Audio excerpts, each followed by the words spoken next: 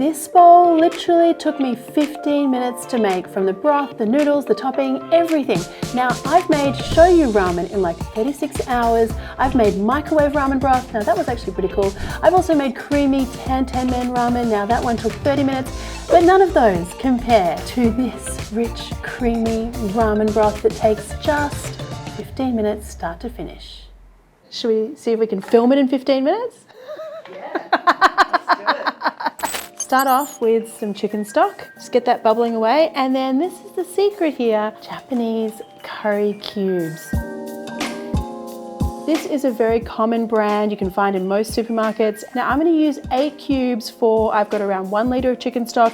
That's about, well actually let me weigh it for you. It's 150 grams. We just simply pop the cubes into the stock.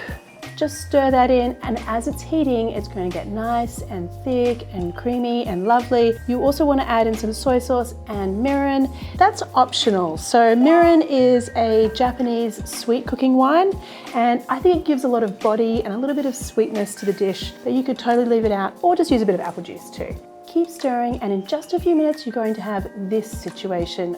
Look at this broth, it's everything. I mean, that's so easy. You could do it, Dax. Ouch.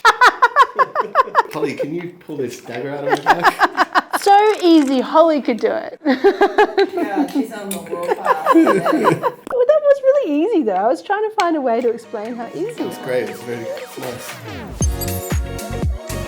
Now we're going to do the topping. So when I decided I wanted to create this really speedy ramen, I wanted the really lovely curry flavor in the broth, but I also wanted a bit of excitement with the topping that doesn't take too long. So we're going to do this kind of situation. I have pork here, but you could also use chicken or turkey mince or beef mince. The point is it's mince, so you don't have to chop it, saving time and washing up. And then I also have gone with a vegetable here. This is baby spinach, but you could use broccoli or bok choy. Basically just want a minced protein and some vegetable. And I got some spice here too with my dobenjang chili paste, but you could also use gochujang. I mean, this is like, the variations are endless. To cook the topping, I'm just gonna go in with a little bit of oil here, add in your mince, just give that a wok toss, stir fry it until the pork is almost cooked through.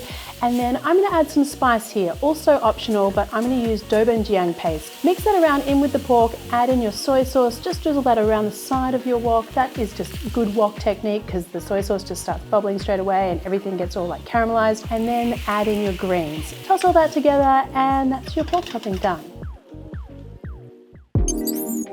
Now for the noodles.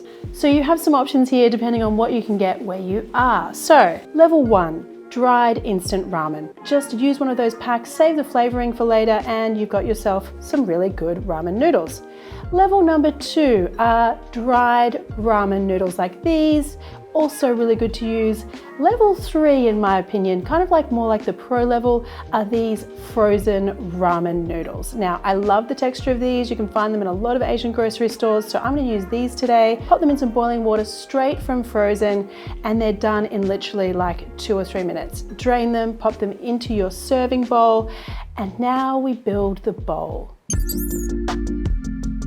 Okay, building the bowl, so easy. You want some of your curry ramen soup on the top, then spoon in your pork and spinach topping, spring onion, and then I like to have a bit of a pickle vibe here, so I'm using some Japanese ginger pickle, and that is it, my friends. 15 minutes.